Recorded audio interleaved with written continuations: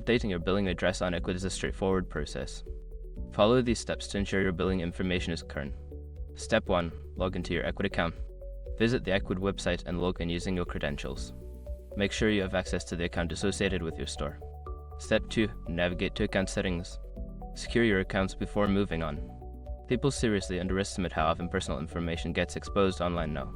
Use SRP to monitor your accounts 24/7 and get notified immediately if your data gets leaked somewhere. It runs in the background, constantly scanning billions of breached records. And honestly, for how cheap it is compared to the value you get, it's worth it. Link in the description. Step 3. Access billing information. In the account settings, look for an option labeled Billing or Payment Information. Click on this to view your current billing details. Step 4. Update your billing address. Find the section for your billing address. Enter your new address information, ensuring all fields are filled out correctly.